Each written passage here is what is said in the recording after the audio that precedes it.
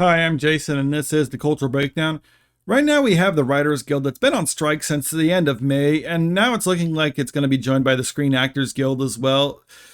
So we got this from Variety. The SAG-AFTRA strike appears to be imminent as talks with studios have concluded without a deal or an extension.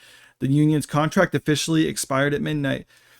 The union's national board is expected to meet Thursday morning to call a strike, which would immediately halt scripted film and TV productions by the companies represented by the Alliance of Motion Pictures and Television Producers.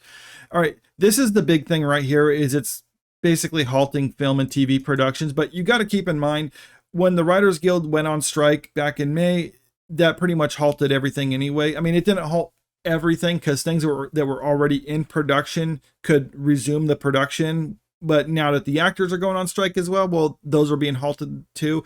But for the most part, it's not changing too much because the vast majority of things were postponed, and that's why you saw pretty much Disney and like other studios have announced like they're basically pushing everything back like a year or so because of they're blaming the Writers Guild strike, but I think it's also partially they wanted to push things back because they've been experiencing a series of box office bombs and are kind of wanting to slow down and regroup on what to do next. And the Writers Guild is just kind of a good, that striking is just kind of a good opportunity for them. But let's continue with the actors union. So the union is seeking a streaming residual formula that would account for the success of shows. The studios have been unwilling to disclose their viewership data, leading SAG-AFTRA to propose using metrics from Para Analytics, a third-party data firm.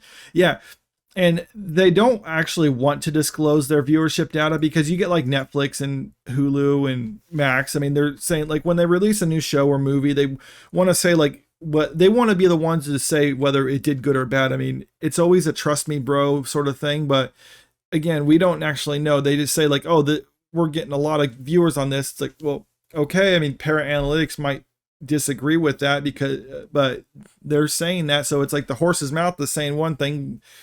So what do we go by? Because right now, with a lot of actors contracts, it says like they get certain residuals from how successful it is, or even just royalties for appearing in things. And if the if it's in a movie theater, you can really see the box office and see how successful a movie was. But if it's a movie that was released to streaming services, well, then it's a little bit more ambiguous, and they might do some creative accounting to say like, oh, well, it really wasn't successful, so you're not getting much royalties or anything like that. So I can see why the actors are saying like, well, if you're not gonna release your data because you don't want your shareholders to see how your sites are performing, let us use this third party site as well. And then another thing they're talking about is AI generated use of their likeness, which I'm wondering about the term AI generated because does just like a CG character count as AI generated? Because I mean, a lot of the times I mean, I don't know if AI images is really used in movies and TV productions, or if they're just talking about CG characters in general because they do that a lot. So I think they have to be more specific on what that actually entails. And then again, it comes back to like, well, what constitutes their likeness? Is it what is actually fair use? I mean, is the old South Park episodes when they would just copy and paste a person's face over a character or whatever count as an AI use of their likeness, or using their likeness and they have to compensate them, or is it just fair use? So, I mean, there's a lot in the weeds in this, but again, I think there is some merit to that. But a lot of the problems with this is just the fact that studios are not in a good situation already. So we got this from Bob Iger, basically saying like, oh, well, this is just kind of disruptive for what they're doing. And I can't believe it, but he just got a contract extension. I guess they reward people for driving their companies into the ground, but he was kind of saying like, oh, well, this isn't a good time for this and stuff like that. And it's true. It's not a good time because studios have been failing at the box office, but ultimately this is actually a good opportunity for them. And I think he's just kind of saying that because this actually came out just a couple days ago where they were saying like, well, we'll let the writers go broke because they're not making money now, and the studios are not making money because they're not producing anything, but they're also not losing money either. And that's what they've been experienced lately, is just a lot of box office bombs. So for the studios, they're like, yeah, we can kind of wait and see. The actors striking too, that's not good. But at the same time, we're not producing anything anyway without the writers, so we can let the actors strike. So studios are just kind of in a situation where they don't want to negotiate. They want to just kind of settle down and regroup and figure out what they're going to do next.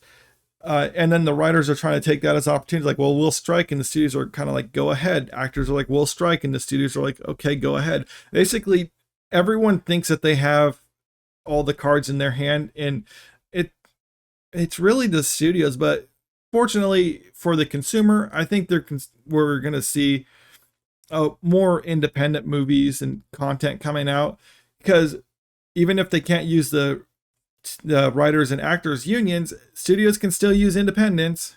So if independent people want to start making stuff, it's like, I think we're going to see a wave of that, or we could see a wave of that, where you're just seeing a bunch of low budget things where you hire talented people and give them creative control. So everything isn't a big budget movie that needs to appeal to everyone. Therefore, you're not going to see studio involvement. So in the end, I think this is going to be beneficial for us as an audience member. And is it going to cause changes for the writers and actors? I think there's going to be some concessions on both sides, but it's not going to be what they're calling or what they're demanding necessarily now. And ultimately, the audience gets better, even if it's going to be a slump in the mediating time. But let me know what you think about all this in the comments. And if you like this video, make sure you click the like button, share the video, and subscribe to the channel if you want to stay up to date with the latest news. Thank you.